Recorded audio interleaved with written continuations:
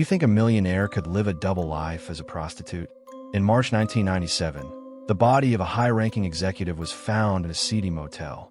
What the police uncovered shook the entire city. The discovery at the Oakbridge Motel in downtown Phoenix on March 19, 1997, was more than just a local tragedy. It's the opening chapter of a strange and deeply disturbing mystery. The local police's initial assessment is as accurate as one might expect. A prostitute, a room for rent, a potential dispute over wages, or a robbery gone horribly wrong in an unsavory part of town. This is a gloomy scenario, but sadly not an unfamiliar one in such areas. However, as soon as Rachel Whitmore's identity was announced, the entire situation of the case changed. The revelation that this dead woman, found in such squalid surroundings, was a 39-year-old single vice president in the research department of AmeriPower Energy Corporation caused a stir throughout the investigation. As mentioned, AmeriPower Energy Corporation is a giant in the America energy industry, a company with huge annual revenues. Someone in Rachel Whitmore's position will earn a huge salary, more than 10 million yen per year, equivalent to about $1.7 billion at that time. Her monthly income will be about $140 million. In 1997, this brought her into the upper echelons of society. The question we have to ask is, what does a woman of such status who died in a shabby hotel famous for prostitution do? Initial investigations into her finances revealed no debts, and her bank accounts contained significant amounts of money. This immediately raised suspicions that robbery was the motive, although the amount of cash missing from her wallet still needed to be accounted for. The idea of a highly paid executive working as a prostitute seems absurd and illogical. However, evidence at the scene, condoms, a black notebook detailing meetings and fees, painted a completely different picture from that of a senior employee at the company. As we delve deeper into Rachel Whitmore's background, the contradictions only deepen. Born into a wealthy and successful family, her father is a former AmeriPower Energy Corporation employee. Her mother is a graduate of America Women's University. Rachel Whitmore enjoyed a privileged education and academic excellence. She graduated from prestigious Keio University, achieving the highest score in economics. Her move to AmeriPower Energy Corporation after graduation was a natural step, leading to her impressive career. The revelation that she appears to have been living a double life since about 1989 or 1990, some 7 to 8 years before her death, is startling. By day, she navigates the world of corporate power at AmeriPower Energy Corporation. At night, she transformed herself, wearing heavy makeup, a wig, and using the alias Okubo, to take the train to Manhattan's Lower East Side and engage in prostitution. This is a complete contrast, a fall into a world considered depraved and socially stigmatized. Her parents knew about her nocturnal activities. Her mother, understandably, was devastated at first. However, after lengthy conversations, Rachel Whitmore seemed to have convinced her mother that this was her way of coping, a necessary outlet to manage the immense stress and pressure she faced in her challenging life. Were these pressures? The first big shock came when she was 20 years old when her father suddenly died of cancer. She idolized him, and his unexpected passing affected her deeply. Her mother, grieving, threw herself into work, leaving Rachel Whitmore alone to overcome her grief. Although she continued to excel in her studies, she became increasingly withdrawn, without close friendships. This pattern continued at AmeriPower Energy Corporation, where she remained a loner, interacting with colleagues only on professional matters. Colleagues have noted some unusual behavior, hinting at obsessive-compulsive disorder, OCD. This is a mental health condition characterized by unwanted thoughts, obsessions, and repetitive behaviors, compulsions, that an individual feels compelled to perform. Even when the person realizes the absurdity of their actions, they still feel unable to control them. Colleagues have mentioned Rachel Whitmore washing her hands excessively, far beyond what is normal, even after seemingly harmless tasks. A salesperson at a convenience store in the red light district further confirmed. For years, Rachel Whitmore has been a regular customer, always buying the same brand of beer, 3 cans to be exact, and a serving of Odin. Odin is a traditional American dish that contains various ingredients such as tofu, fried fish cakes, vegetables and eggs, simmered in dashi broth. This is a popular and easy-to-find dish. However, Rachel Whitmore's specific habits are very strange. Instead of choosing the ingredients for her oden from the counter, she always takes a pre-packaged amount, then asks the clerk to add more broth, creating 4 or 5 smaller servings. This rigid and repetitive behavior, coupled with her daytime anorexia, she was 169 centimeters tall, but weighed only about 40 kilograms, consuming mainly vitamins, painted a picture of an extremely miserable individual. The combined burden of her father's death, underlying obsessive-compulsive disorder, anorexia, and the high-pressure demands of her executive position at Power Energy Corporation seemingly created a vortex, a dark space from which she sought escape in the anonymity and materiality of sex work.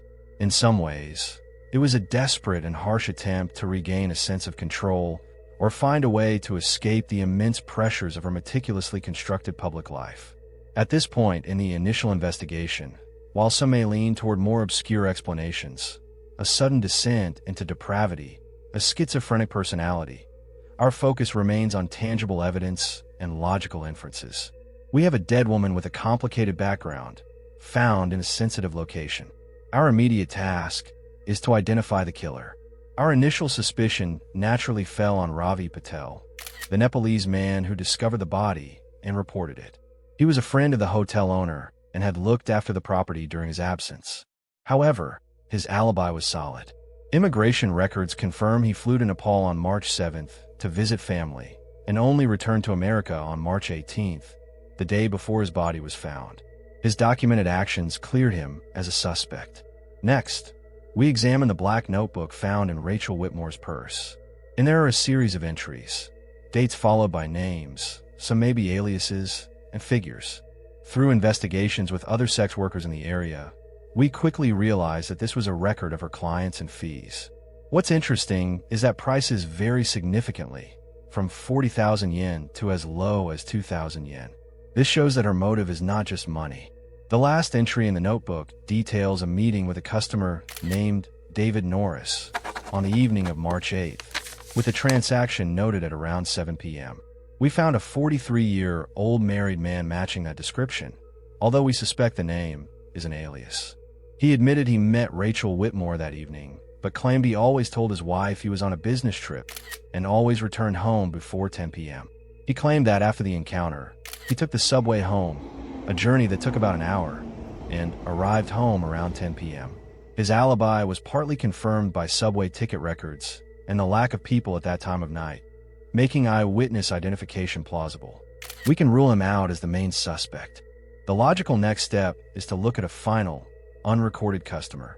It is likely that Rachel Whitmore would have recorded her transactions after they occurred, and if the murder had occurred during or shortly after a last meeting, that client would not have been on the books.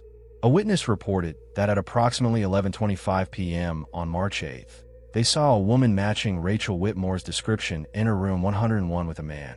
The man was described as being of similar height, possibly slightly taller, but the witness was unable to provide a clear facial description. Another prostitute who took a client to a nearby room around midnight reported hearing noises from room 101. When she died again around 1 a.m., the room was silent. This timeline roughly coincides with the estimated time of death provided by the medical examiner. This leaves us with two possibilities.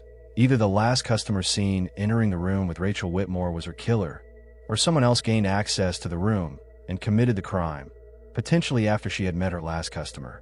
This brings us to the question of access. Who has the key to room 101? We interviewed Ravi Patel again and the actual hotel owner. Both confirmed that there is only one set of master keys for all rooms. The hotel owner delivered this set of keys to Ravi Patel during his absence. Ravi Patel admitted that he kept the master key, but also confessed that he occasionally lent the key to friends, Nepalis who worked nearby, allowing them to stay overnight or take women home, sometimes charging them a small fee that he pocketed. He cannot be certain whether any of these individuals copied the keys. Given the dilapidated state of the rooms, he did not see security as a major concern. When asked specifically about room 101, the scene of the murder, Ravi Patel recalled once lending the key to a Nepali man named Samir Thapa, who lived in a nearby apartment. When we found Samir Thapa and showed him Rachel Whitmore's photo, he immediately became concerned. He glanced at the photo for a moment and claimed he didn't know her. This reaction set off alarm bells. We took him in for further questioning. After a period of questioning, Samir Tapa admitted to knowing Rachel Whitmore and sometimes being one of her customers. However, he firmly denied killing her.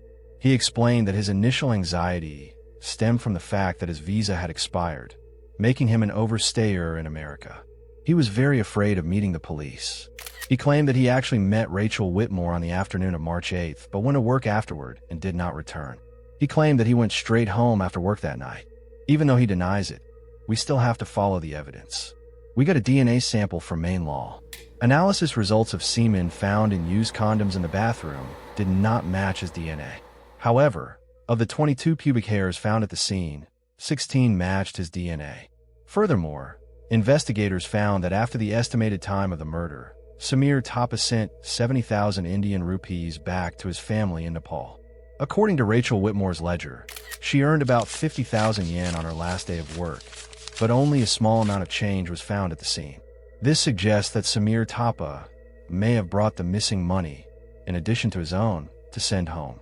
Based on DNA evidence, 16 matching pubic hairs, and circumstantial evidence of money sent home shortly after the murder, Samir Tapa was officially arrested for the murder of Rachel Whitmore in May 1997 and sentenced to life in prison in June 1998.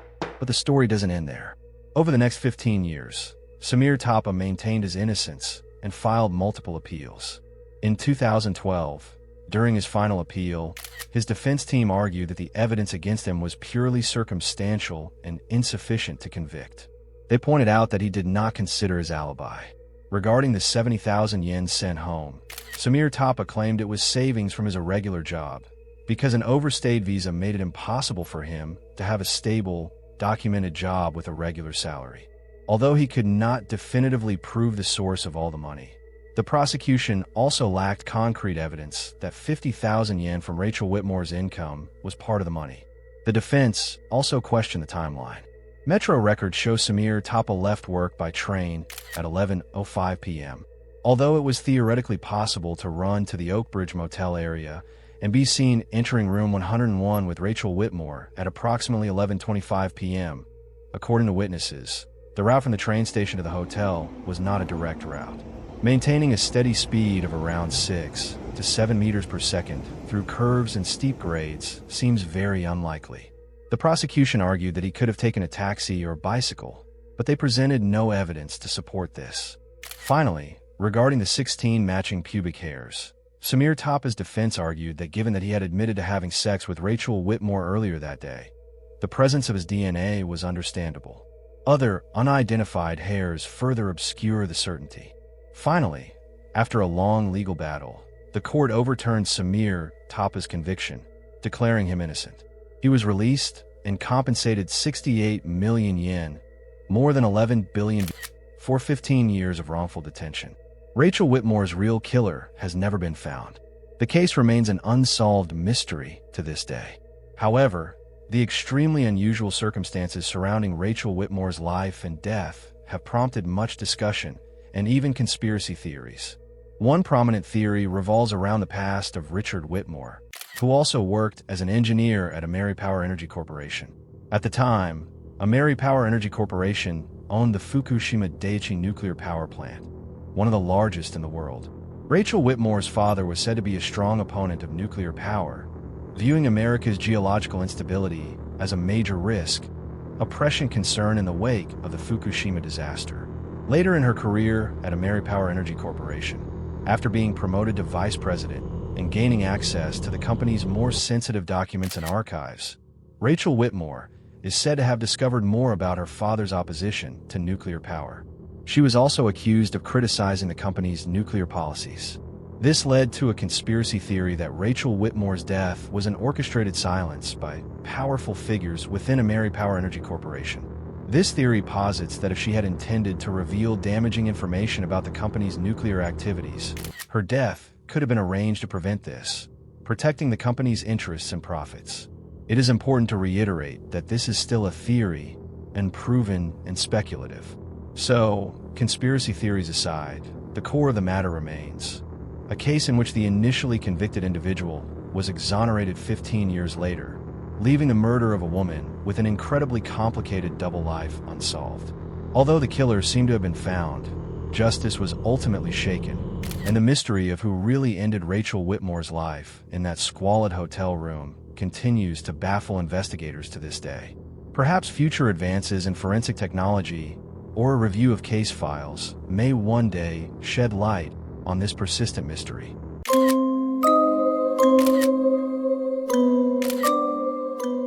Can someone in love so deeply turn into a killer within minutes?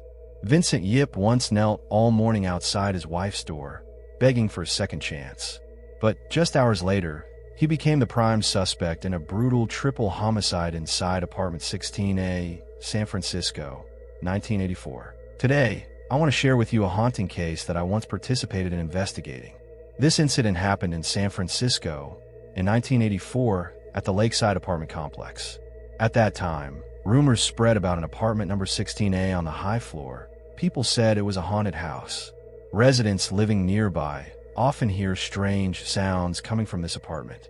It may sound unbelievable, but many people claim to have heard unusual noises from inside the empty house. Occasionally there was the sound of the door creaking open. Then there was the sound of gurgling water, as if someone was washing their face. In particular, every morning around 3 a.m., many people in the apartment complex hear the sound of high heels clicking on the floor. What's worth mentioning is that no one who rented that apartment could stay for more than a month. They all complained about strange things and strange sounds that made it impossible for them to sleep well, always living in fear, and then they hurriedly returned home. Finally, the investor of the apartment complex decided on a radical measure. They built a wall to block the entrance to apartment 16A. The two red bricks you see in the picture were formerly the entrance of that unfortunate house. They did so, effectively erasing that apartment from existence, in the hope that the strange events would stop. But no, things don't stop. Even after the wall was built, people living nearby continued to hear familiar sounds coming from the sealed apartment. Sometimes there was the sound of the TV, other times it was the sound of running water, and even the sound of two girls talking to each other. The rumors continued for a long time, until 2012. People were still talking about the mystery surrounding house number 16A. Of course, it's all just speculation, but the more people talk, the scarier the story becomes. So, why are there such persistent rumors? Because in that house in 1984, a terrible tragedy occurred. A real tragedy that took the lives of many people.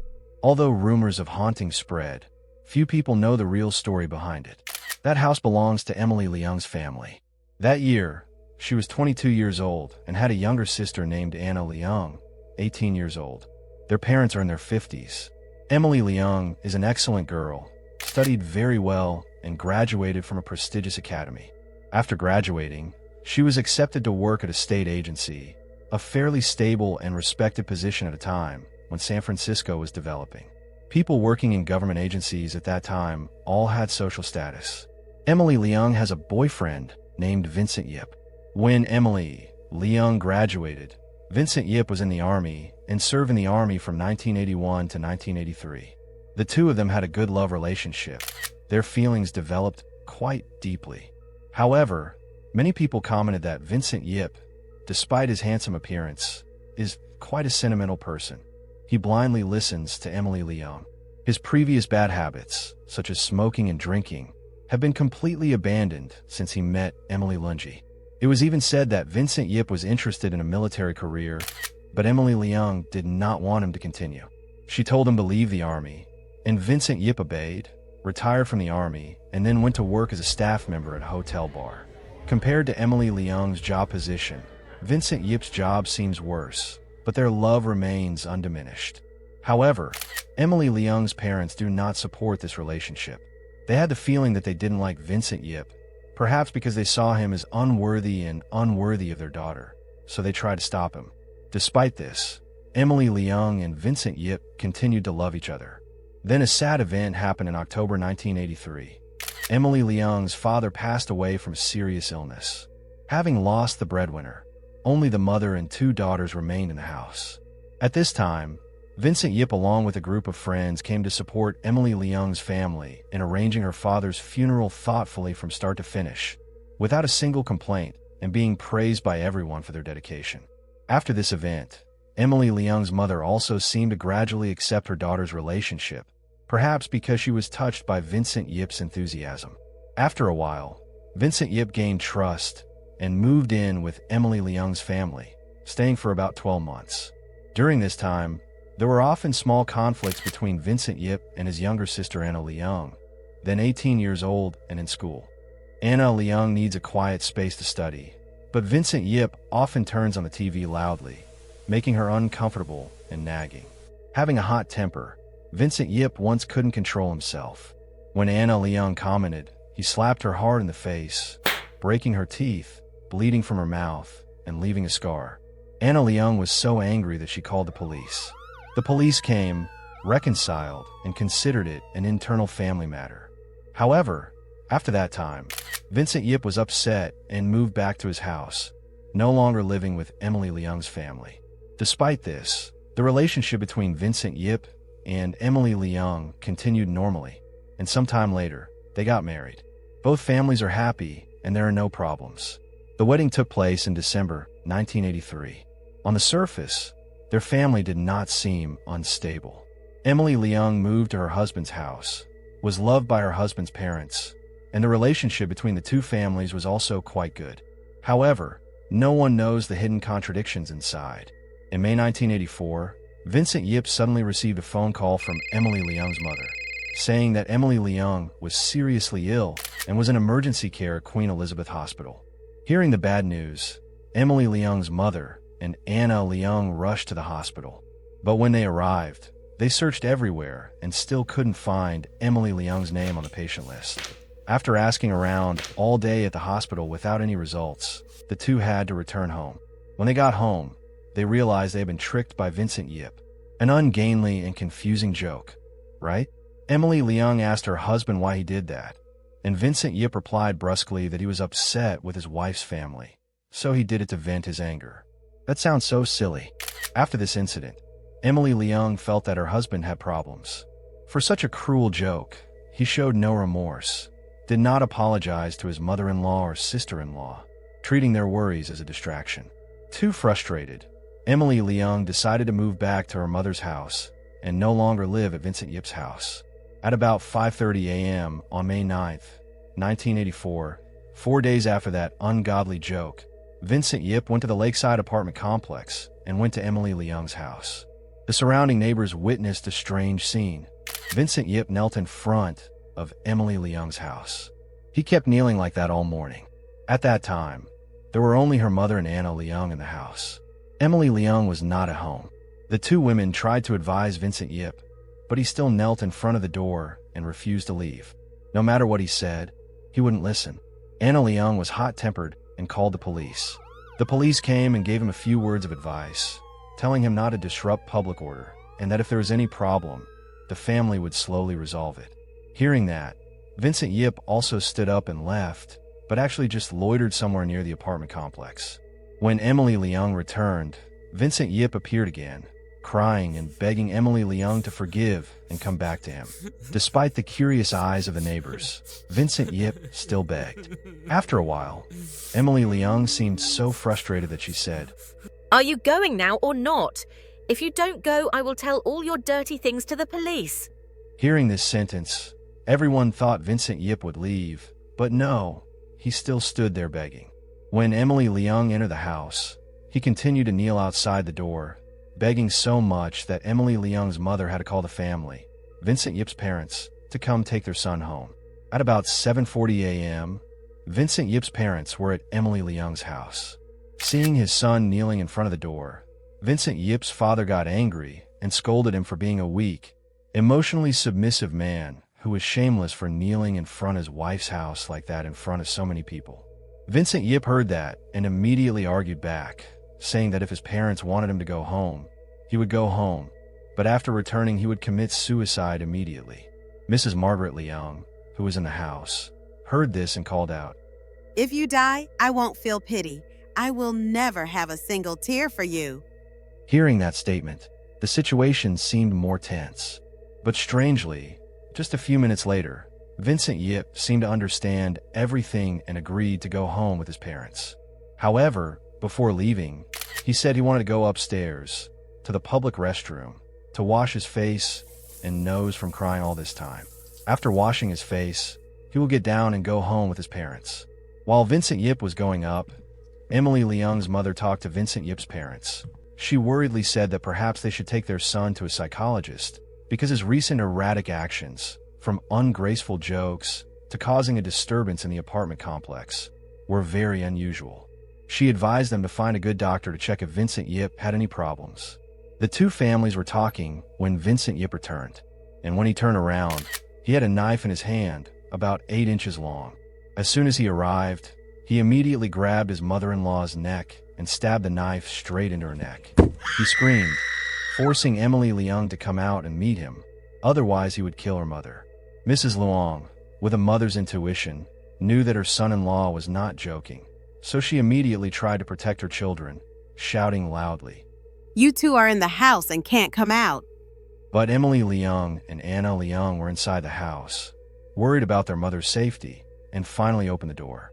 As soon as the door opened, my friends, without saying a word, Vincent Yip rushed in, stabbing and slashing at the two sisters.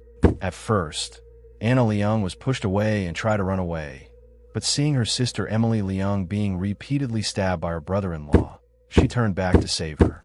But as soon as she returned, Anna Leung also received many more fatal stabs. The two sisters collapsed, dead on top of each other, bleeding freely. Mrs. Margaret Leung was so panicked at this time. She rushed forward and Vincent Yip slit her throat. She also collapsed on the spot. At this time, Vincent Yip's parents seemed too scared. They stood aside, unable to say a word, without any action to stop them. The surrounding neighbors heard the loud noise and ran up, seeing the horrifying scene with blood everywhere. They quickly called the police. By the time the police arrived, Vincent Yip and his parents had already left home. At the scene, only the bodies of Emily Leung and Anna Leung remained, along with Mrs. Margaret Leung is barely alive. Fortunately, the cut in her neck was not too deep, so she still had a chance to survive and was taken to the emergency room immediately. A few hours later, the police arrived at Vincent Yip's house and escorted him to headquarters for investigation. The interrogation and investigation process took place very quickly because Vincent Yip did not deny his guilt. By October 20th, the trial took place. Vincent Yip still maintained the same attitude as during the investigation, showing no remorse. Therefore, the court sentenced him to life imprisonment for intentional murder. However, Vincent Yip's family and defense lawyer disagreed with this sentence. They believe that Emily Leung insulted and provoked Vincent Yip, causing him to lose control and cause the murder. They filed an appeal. At the appeal hearing, the court analyzed that, although murder and anger can still happen, it is usually without prior planning and takes place in the context of arguments, cursing, and provocations, leading to agitation. However, the 8-inch knife that Vincent Yip used as the murder weapon was brought from home and kept on his person. Second, from the time of the argument to the time of the crime, Vincent Yip had nearly half an hour to wash his face, according to his words. If it is temporary anger and immediate action, it can still be considered, but here there is enough time to calm down. This shows that this was a premeditated, planned murder with a prepared weapon. Not only that, his original intention was to kill all 3 people, but luckily Mrs. Margaret Leung was stronger, so she survived. The Court of Appeal upheld the first instance verdict, sentencing Vincent Yip to life in prison. After this case, the press published many articles in which many people criticized Vincent Yip's parents for being too protective of their child. At the time they witnessed their son's murder, they went home with him without reporting to the police or taking any preventive action. The people who reported it to the police were the neighbors. As for Vincent Yip, he clearly has unusual psychological symptoms. His emotions are very erratic. When you love too much, everything becomes excessive. When your lover tells you to quit drinking and quit smoking, you quit immediately, an action that shows determination, but also shows excessive dependence. Giving up a military career just because your lover doesn't like you is also a typical example. Vincent Yip's personality seems to have no opinions of his own, and his temperament is hot-tempered and grumpy, typically beating his brother-in-law and breaking his teeth just because of a small suggestion. Obviously, this person's psychology is not normal. Just keep in mind that people who have erratic emotions and can suddenly turn irritable or angry without any transition, so it's best to stay away. Such people have the potential to cause unpredictable actions. The case of Vincent Yip is a typical example. Kneeling down to beg, crying miserably when the goal was not achieved, he immediately turned around, took a knife to control and kill people. His actions were too cruel towards 3 weak women. That is why that house, after the horrifying case, became a place rumored to hear strange noises. People said they were the voices of the unjust souls of Emily Leung and Anna Leung. But to be fair, on Emily Leung's part, perhaps she was a bit harsh when insulting her husband in front of everyone. When Vincent Yip said she would kill herself if she had to go home, she replied harshly that even if he died, she would not have mercy. Those words probably greatly agitated Vincent Yip, who was already in love. Of course, Vincent Yip's murder was completely wrong, but I want to analyze the psychological factors that push things to the climax, leading to the tragedy. In love, there is no shortage of people who are crazy in love. When they're broken up or encounter emotional difficulties, they can turn into a different person and do things that they would normally never dare to think of. Therefore, it is best if we no longer have feelings or do not want to accept someone's love. We should behave politely and gently, avoid hurting or saying harsh words to the person we intend to break up with or reject. The art of making people bored with themselves and leaving is probably a safer solution, although difficult to implement. We should not behave excessively, insult others, because for those who are crazy in love, a harsh rejection or a sudden breakup accompanied by abusive words can cause them to explode and cause dangerous actions. Women should pay special attention to this.